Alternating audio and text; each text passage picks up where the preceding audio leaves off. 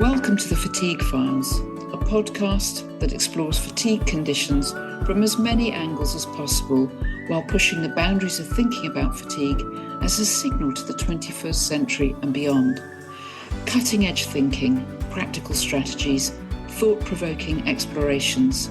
They're going to all be here, and I'm your host, Anna Greer, welcoming you to this edition of the Fatigue Files.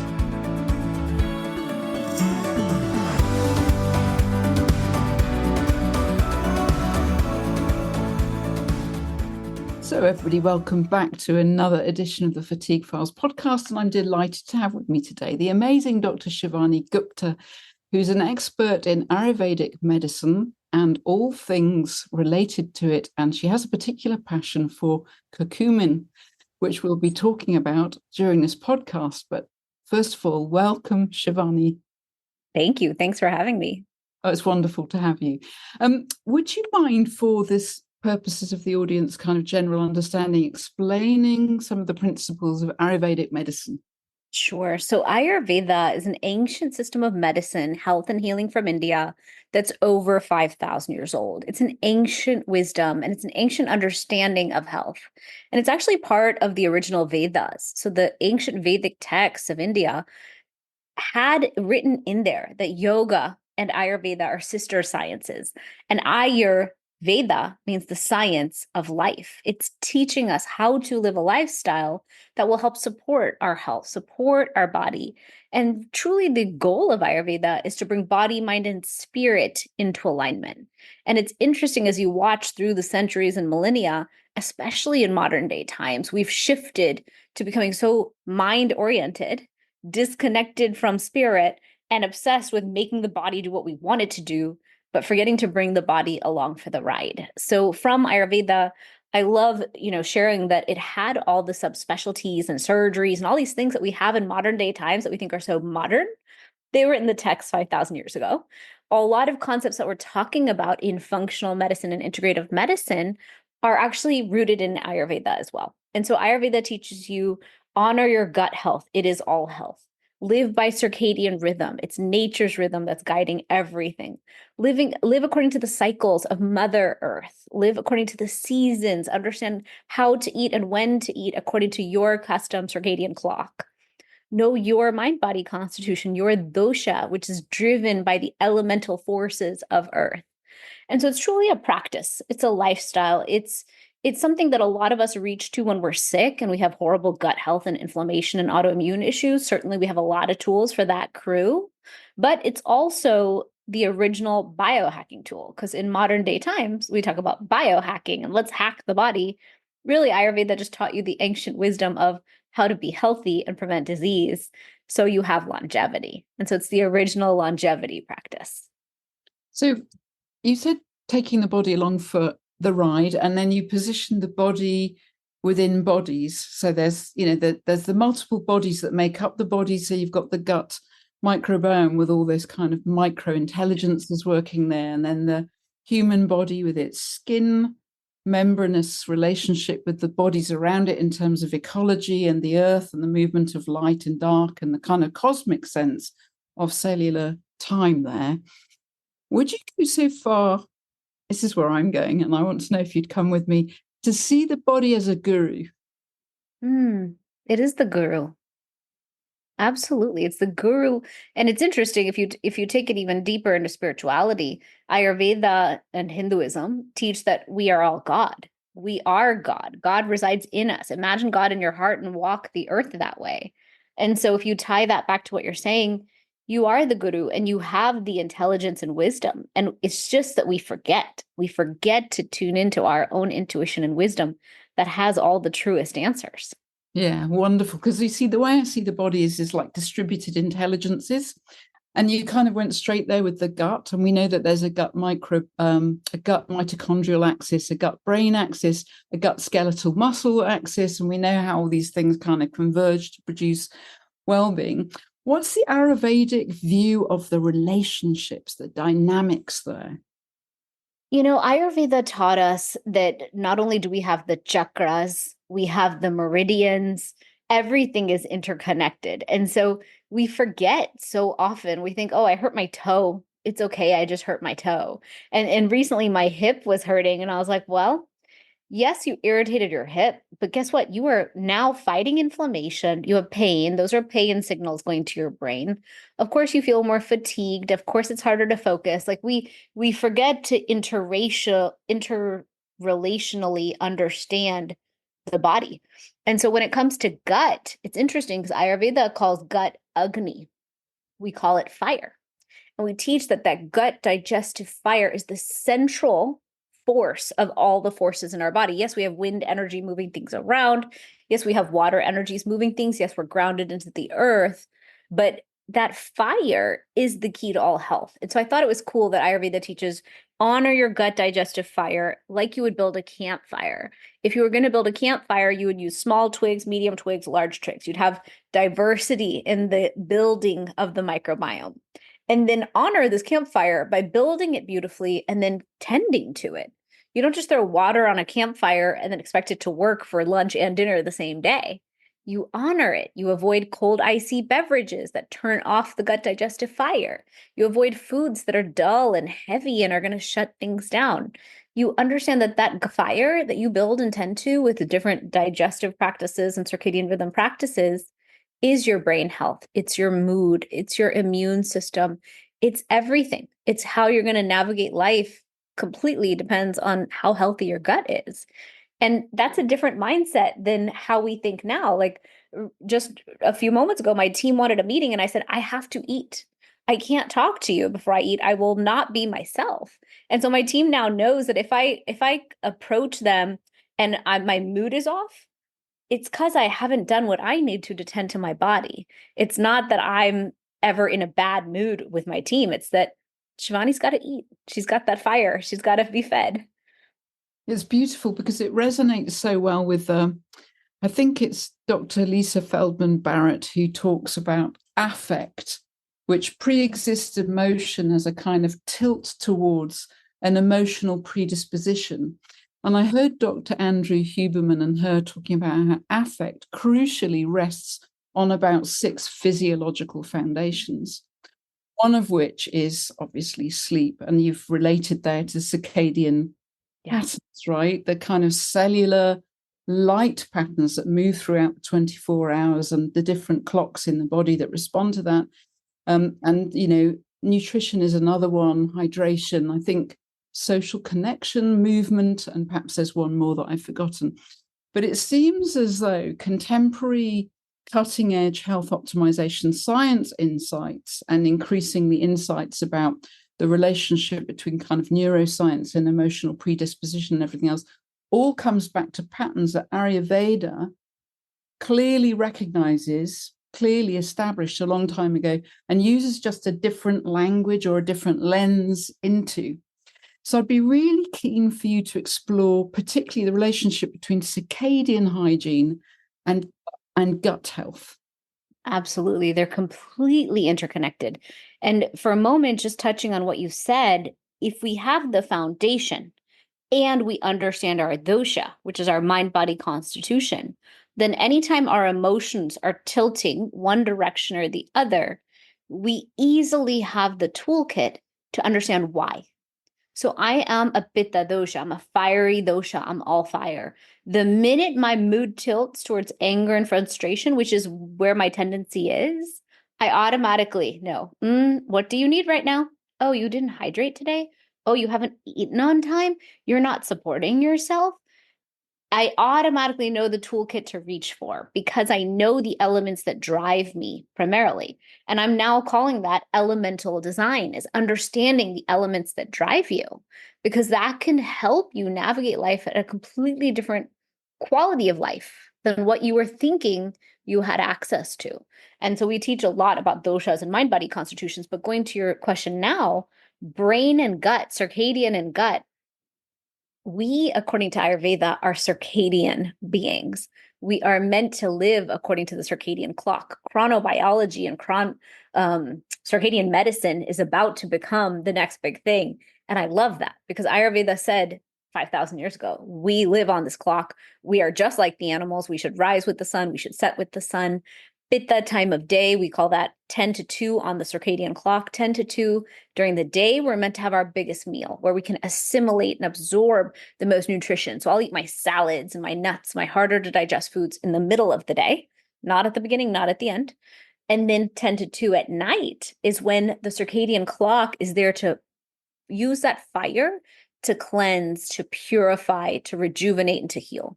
So by sleeping at night, 10 to 2, we're going to support our gut health because we're going to clear inflammation. We're going to clean and clear the decks. I actually think of it as these little garbage trucks that come out and they come into my brain, these little green garbage trucks, and they pick up all the junk I shouldn't have consumed from social media, from other energies, other people, other thought forms, all the negative junk that might accumulate. The garbage trucks gather that. Then they come into my throat chakra and my heart, and they're like, let's collect all the junk here, any negative emotions, anything that you picked up and absorbed from the world and people around you. Then the gut, that digestive fire, and that little garbage truck has a lot to do because God knows that between all the foods I eat in a day, there's going to be pesticide residues, herbicides, gums, chemicals, foreign ingredients, who knows, parasites. There's any potential. As careful and great as I am about my food, no one's perfect. And especially modern day times has created poison for food, and we're poisoning ourselves. Separate topic. So circadian clock and honoring your clock is your best investment in helping the body follow the rhythm it needs to self-heal, self-manage, self-cleanse, self-clear the decks, and rebuild, rejuvenate the foundations we need for a healthy gut, which is all health. Gut is immunity. Gut is everything for our whole system. It's really interesting, is it? Because I believe I'm correct in saying that the gut in evolutionary terms was the first thing to kind of evolve. And I think with, is this right? When you have a zygote in the womb, a forming child, the first thing that gets formed is the gut. Is that right, Shivani? I don't know. I wonder if it's gut or if it's like lungs. I don't know. It's Or interesting, brain. isn't it? And it's also interesting that the gut is, while it's in the body, it's actually an exterior. It's not like skeletal muscle. It actually is a kind of complete passage from mouth to anus as a kind of outside within the inside. And I'd love to know if there's a kind of particular lens on that in Ayurveda as well.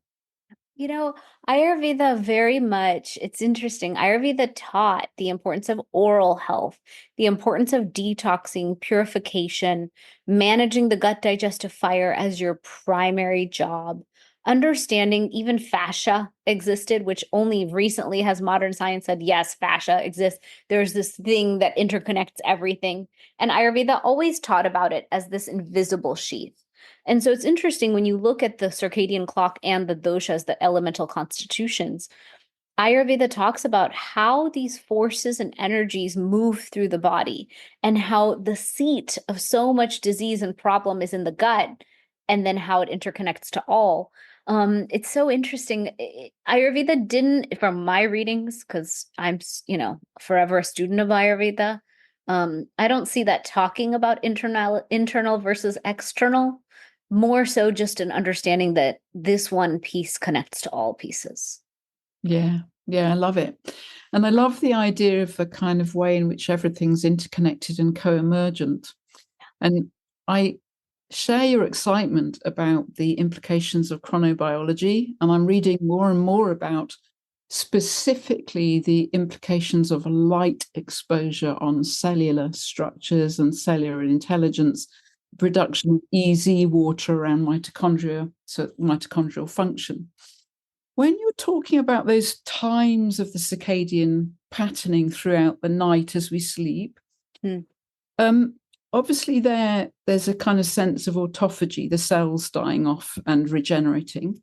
Right. And you were indicating towards your head at one point, which I guess is the glymphatic system in the brain. Correct. Right. So where does Ayurveda kind of position the kind of relative activity of the glymphatic system during the night for the cleansing of the brain? You know, it's interesting. Ayurveda, like many ancient wisdoms, talked about purification and cleansing. And so anytime someone goes to an Ayurvedic practitioner, our first question is like, take my dosha quiz. Let me understand your dosha. The ancient practitioners would do pulse diagnosis. They could know your dosha right from your pulse. Looking at the tongue, they would analyze. and taking a full medical history of like, were you breastfed? How were you born? Vaginally or C-section? Like these things are very relevant. So I love it because if you go to a naturopathic doctor, they have the same mindset of let me understand how your gut microbiome was formed from birth, because that will impact this moment right here. And so that understanding, I think, is so important, and it's being lost in modern day times because people aren't understanding that that first moment of birth is so important. And then moving forward, it's interesting. Ayurveda just always said lymphatic system is key. And anytime you see an Ayurvedic practitioner, usually the best way to clear the deck that we're always going to say is, let's do panchakarma. And panchakarma means a profound annual detox that is like the ultimate oil change of all oil changes. We're going to want enemas, colonics, castor oil packs on the liver.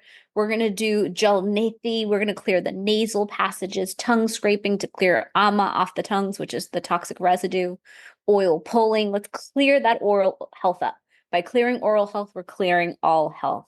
Clear the gut, get all the impacted poop and everything within us, fecal matter, out of the body. Like, let's clean and clear those decks, because that accumulation and that toxic sludge that accumulates in us is the problem.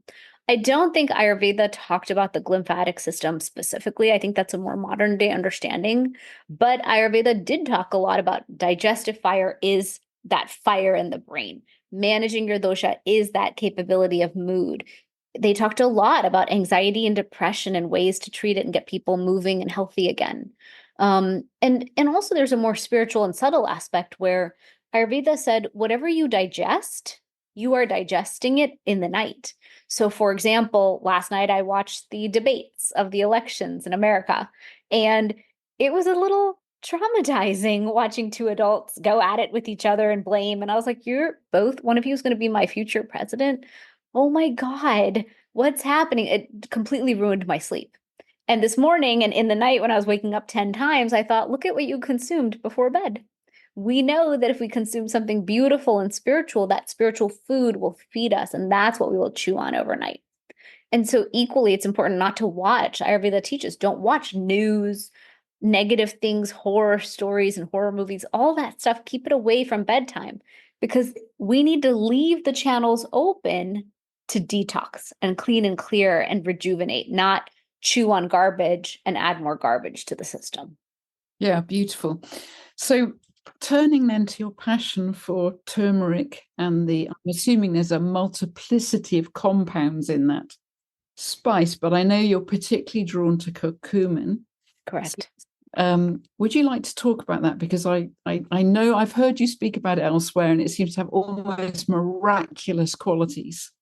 It really is pretty miraculous. And I am careful with calling things magical and miraculous because I deal so much with the scientific and Western medicine community.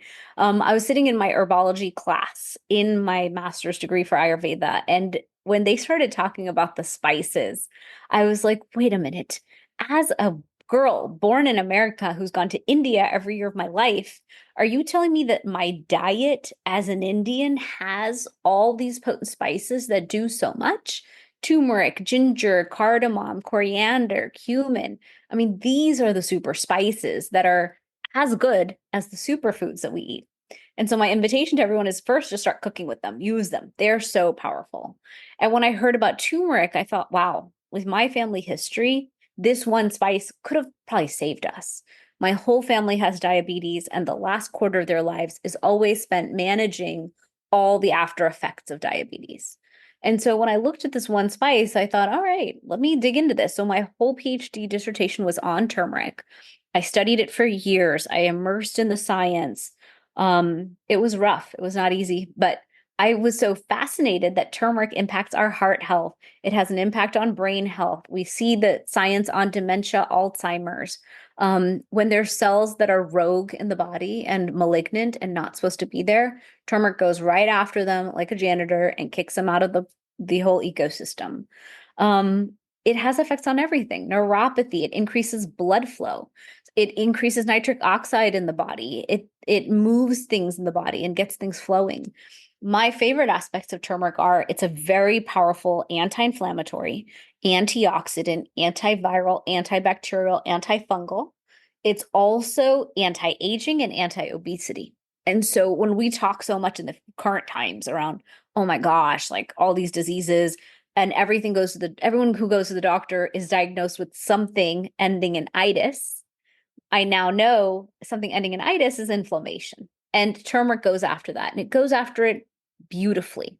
And so what most people don't realize is out of the entire turmeric plant, which by the way, the plant name is curcuma longa. So if you see curcuma longa, that's just turmeric.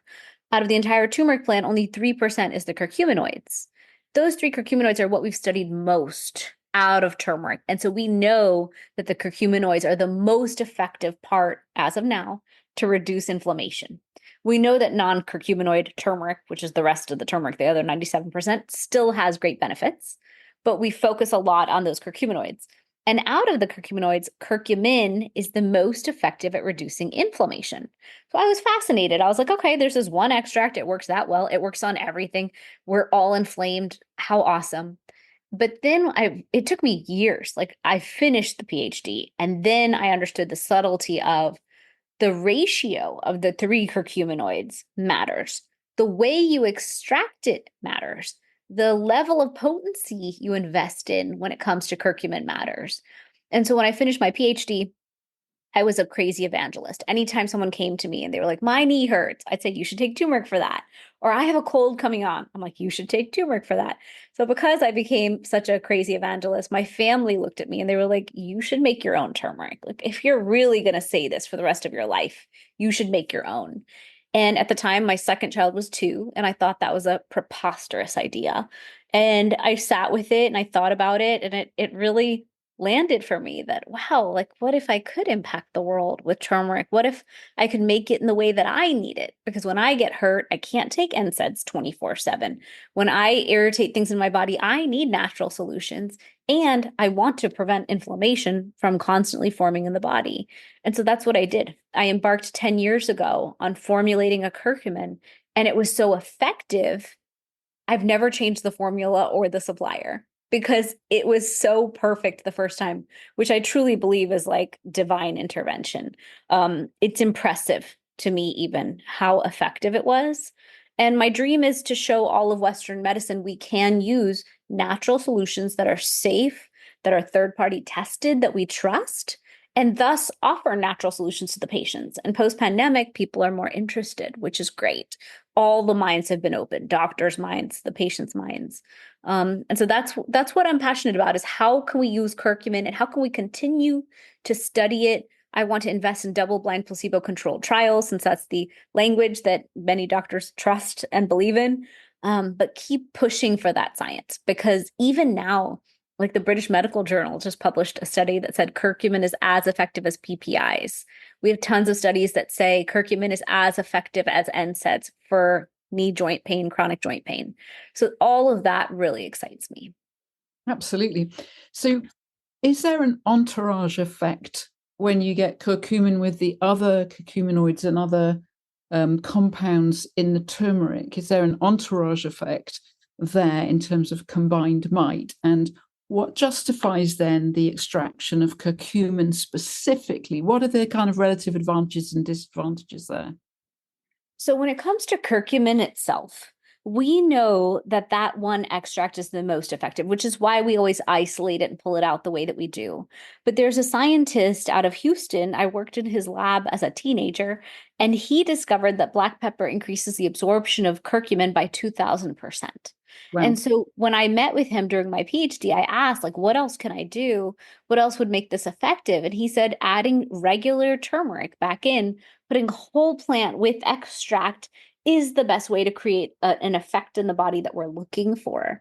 And I loved that because it's that honoring back of Mother Earth. Mother Earth created the plant intelligence as a whole solution. It's in modern day times that we are doing way too much crap to inflame ourselves. So we're creating a new synthetic problem of our own creation as humankind. So that's why we're pulling something out of the plant to extract it and drive such a high potency. But its absorption and its efficacy is still tied to the whole plant intelligence. And so when I formulated turmeric gold, I did that. It was a high potency of full 500 milligrams of curcumin to drive that result, with black pepper, with whole turmeric added back in, knowing that the whole plant extract combo is the right intelligence to put together. And then what's interesting is Ayurveda has always taught about the synergistic effect of combining different plants. And so an ancient Ayurvedic formulation for inflammation is bringing together the turmeric, guduchi, boswellia, amla, dry ginger, black pepper, and whole turmeric in the right symphony, in the right proportions to drive a result. And so when I was building my company 10 years ago, I actually made both formulas, and I was curious in the human population, what would be better? And I truly believed inflammation relief would be better because it's the whole Ayurveda solution. But I created one that Western medicine could trust because we have over 10,000 scientific studies saying what a traditional curcumin extract can do. And so it's just been interesting to watch like how minds have opened to using herbal extracts, and how even so many Western medicine doctors, orthopedics, rheumatology, functional medicine, primary care, they're wide open. They're like, oh, I know plants work. Absolutely. Let's go. And they are combining the formulas and using them in different ways. So there's both philosophies. I like catering to both because people are so individual and you never know which way they're going to go. If they're super open-minded and everything is fine, or if they're like, let me start with the conservative one and then we'll see. So what's the most effective mode of delivery? Is it to have a capsule with powder in? Do you add an oil? Is there a liquid formula that provides more bioavailability? What's your insight concerning modes of delivery? You know, in ancient Ayurveda, the way they would have done it is they would have had mortar and pestle. They would have put the herbs in there. They would have hand mixed them, put them into a tablet, and given them to you. That's the ancient way. And so you do see some people using tablets. What I have found is in modern day times, we want convenience and we don't want to taste the weird taste of herbs. So I went the veggie cap route because I personally want to take my supplements in veggie caps. I have like whole bowls I make every day of the things that I consider most important based on my deficiencies and what I believe I need. So it's convenient, it's easy, and you don't taste it. And we know a veggie cap will dissolve in the body and give us what we need. When it comes to liquid, these herbs are so strong, you would have to add sweeteners and other things to make it palatable. So I personally wouldn't go the liquid route, but I think there's always an argument for liquid and bioavailability with our supplements. So sometimes with vitamin D, for example, I'll take it in a liquid oil form to support bioavailability because it's one of those things where I'm constantly deficient. And I know that that could help. But again, I think, what is the word for it? If people aren't going to be consistent and compliant, you're better off giving it in the form in which they will be compliant. And I think about that a lot with myself. Like I won't take fish oil because it's disgusting to me. But then I finally found one where I don't get the fish burp. So now I'm compliant and I'm severely deficient in omega-3 because I'm vegetarian. Okay. So it to me, compliance trumps the issues around putting in tablet in these different forms. And Shivani, what would you say to people that like to get a turmeric root and blend it into a smoothie or juice it? What would you say there? You know, it's interesting. According to my PhD research, and as an Indian woman, in India and in Ayurveda, we didn't use fresh turmeric. We just didn't. Now, does that make it bad or wrong? No. It's just we didn't use it. We considered it like a radish. We took turmeric and we dried it into the spice. And every Indian household on America, and there's a billion Indians at least, we have turmeric in a little bowl that we add to 90% of our foods. So turmeric, when it's dried, is more potent because it got dried into a spice. You're going to use more, kind of like ginger powder would be more potent, the flavoring in the powder form. But what's interesting is when it comes to ginger, I want it only in the raw form. I don't want it dried because I enjoy it fresh and raw. And we use it that way in our cooking and in the Indian culture very frequently. So yeah, I personally never juice it. I never put it in a smoothie, only because the science shows that 3% is going to drive the biggest result. And I know for my template for my body and living in modern day times, I'm not perfect. I still use makeup and these things. I've got a chemical toxic burden that I've got to fight. So to me, I just go for what's most effective, which to me is a curcumin supplement. And then when it comes to the other spices, I play with those with my food and things like that. So, given that this podcast goes out to people with chronic fatigue, complex chronic fatigue, so a large number of the audience will have myalgic encephalomyelitis, chronic fatigue syndrome. Others have got long COVID, and other people who are interested in avoiding severe effects of fatigue from burnout and that sort of thing. Now, we know that inflammation will be involved in these processes, right? So what would you advise specifically for people dealing with long-term complex fatigue, from broadening it out again to the Ayurvedic perspective, and then locating curcumin in that broader perspective? What would be your approach, and what would you recommend? I mean, I'm thinking like circadian hygiene, sleep efficiency, light exposure would all be part of that, gut care. Throw it at them. Let's hear it, Shivani. Absolutely. You're right. When it comes to Ayurveda, it's a very multi-dimensional approach, and it's a full spectrum approach, because in Ayurveda, we never take one health issue and assume it's caused by just one thing, unless it's obvious. Obviously, like overdosing on anything can lead to massive problems, or underrepresenting certain foods and vitamins in our lives can do so as well.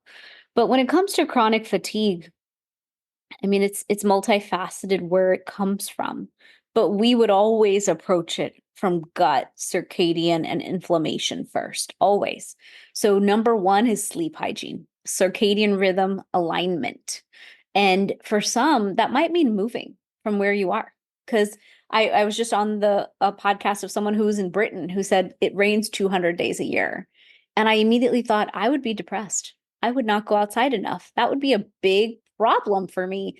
I would have to triple down on lighting and vitamin D and all the ways I would support myself. And if I don't have the right constitution to do that, let's say I was more Kapha energy out of the three doshas. Kapha energy is very Mother Earth energy, heavier grounding energy. You might not have the right constitution to tolerate where you are. So circadian alignment is multifaceted. It's vacationing during your seasons properly. It is where you live. It is stepping into the morning sunlight and tuning to it first thing to align to circadian rhythm. It's beautiful sleep hygiene practices to really invest in higher quality sleep. A lot of people think sleep is just sleep, and everyone I talk to says my sleep is fine. And I'm like, fine has no meaning. Like, I want your sleep to be profound. I want it to be extraordinary. I want you to wake up joyful and energized. And if you don't, let's talk about it. Let's talk about every single thing. The adaptogens from ashwagandha to Brahmi to cardamom and all the things in Ayurveda, to all the different tools we have nowadays, melatonin, L-theanine, GABA. There's a lot of solutions. So first is circadian alignment with an investment in sleep. Then would be huge investment into gut health. So gut health means honoring the gut digestive fire, waking it up in the morning, getting it churning and burning for you so it's ready to absorb the nutrition from the foods you want. In Ayurveda, we teach not just about Agni and digestive fire, but about Ama, these toxins that accumulate in us. Oftentimes, people have taken antibiotics chronically, and then they come to me and they're like, I don't feel like myself, something's wrong. I'm like, let's do a gut healing protocol. You will see gut healing from Ayurveda can reset everything. And then also really understanding that we in modern day times have a lot of practices that shut down the gut digestive fire. And that lack of strong Agni or fire is a big problem. In Ayurveda, we teach something called Ojas. Ojas is the byproduct of really wonderful digestion and giving our body the nutrition it needs. And so anytime we go through a major life crisis or stress, for example, last year I lost someone very important in my life. The next month, my hair started falling out. And I was like, oh, you forgot. You forgot that that's a huge stress on your system. It destroyed your gut like any major stressor would. And did you do all the beautiful things to reheal the gut? I generally probably do 80% of what I know I should for my gut, but that 20% extra was needed to fully realign the gut, reheal the gut, love the gut, put it back into its strongest position again, reestablish it moving forward. And so that is something I would point out for your community who are struggling with long COVID, chronic fatigue, burnout, all these things. If you don't have ojas, you don't have vitality. And so anytime you've gone through those big life events, rebuilding ojas with really nourishing foods. We talk about ghee, we talk about almonds, we talk about dates. We have a whole list of ojas building foods. Building those back into your life for that vitality is something that's very important. So it starts with circadian sleep, gut, moving into ojas building practices. And then finally, I would bring in yoga and movement. I would also bring in diet, like a really clean, beautiful diet that actually nourishes you. I find nowadays, as a mother, I struggle with this heavily. How do I bring nutrient density, nutrient variety with seasonality, with new flavors into a household? For myself and the children. It's easier for myself because I have a lot of discipline. So I can say to myself, it's boiled eggs and salad, it's this and this. But bringing back in seasonality and nutrient density and variety are building blocks as well from Ayurveda that we talk about a lot to build the body and the energy that we want to have. And presumably to get a more diverse microbiome. Exactly. Exactly. And then you said the third thing is the anti-inflammatory.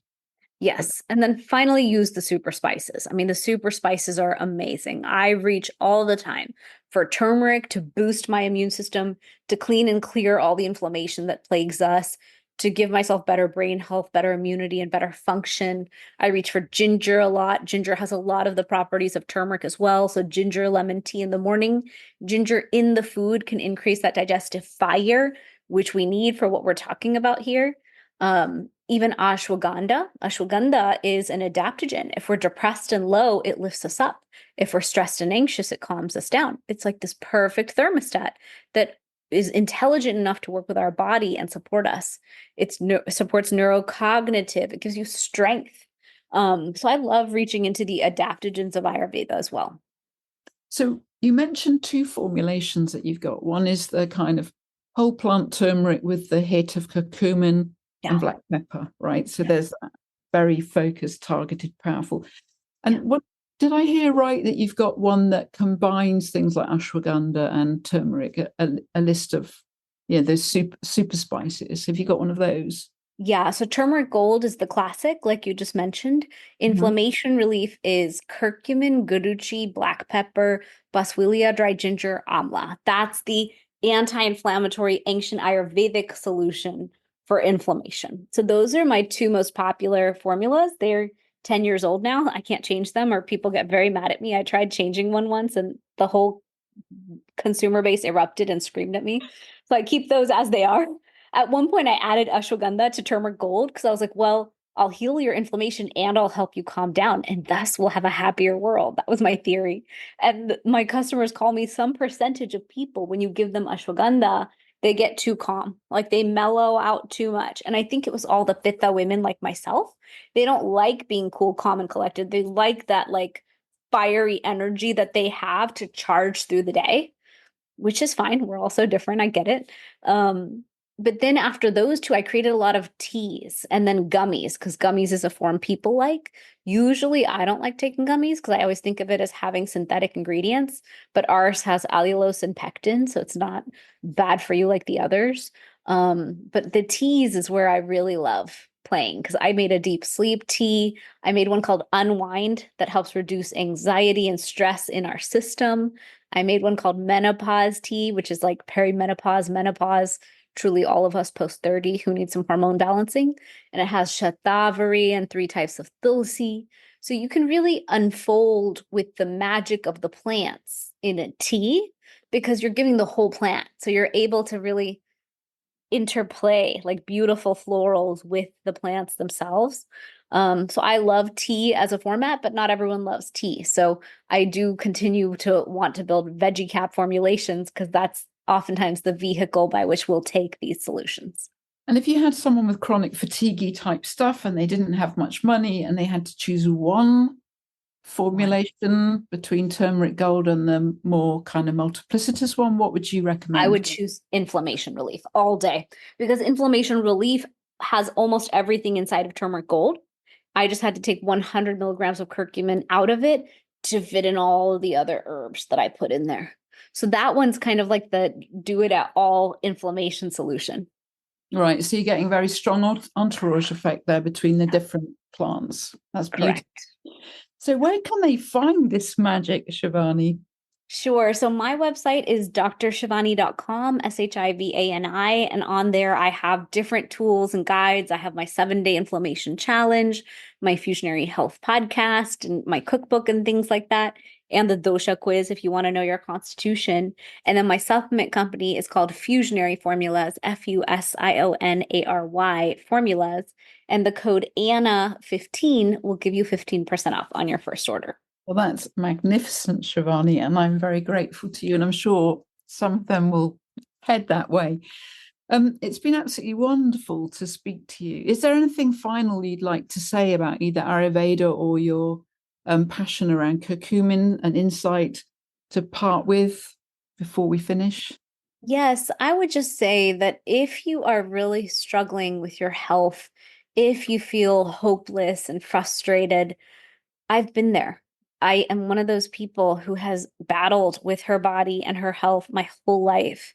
And it was when I found Ayurveda that I finally felt like I could breathe again. And I had found a system that understood me and understood that I'm different. And I just cannot use the tools that are considered traditional tools right now for our health. I had to find a completely different toolkit and approach to help me balance my system and all the aspects of my health. So I love Ayurveda because it's a toolkit we can keep digging into as we need it. So if you're going through a season where your body needs more support, you can just do more Ayurvedic self-care and you'll get a lot of beautiful results with inflammation, with detoxification, and with really grounding the body and building it up foundationally. Because there's a lot of systems that take things away, but I love that Ayurveda gives us so much to put in place. So we have this level of vibrancy that we crave. I find that vitality, vibrancy, energy is what I'm looking for. And I don't always have it. But if I invest in all the things we talked about today, I'm able to rebuild it to the best level that I can have. And then I can be my most productive and energized self. Oh, that's wonderful. I'm particularly appreciating the multi-layered relational energy of everything that you've described and the way that the whole system responds to all the intelligences of the body, from the most microbial all the way up to the way that the body relates to the movement of light.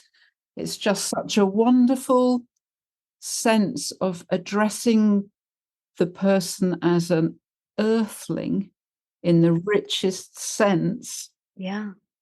And has at its core an embodied, powerful spirituality, which to me is just the magic combination. It is. We're earthlings who are spiritual beings. We are both. Yeah. So thank you so much, Shivani, for a really fantastic conversation. It's been delightful to host you. Thank you. Thank you for having me.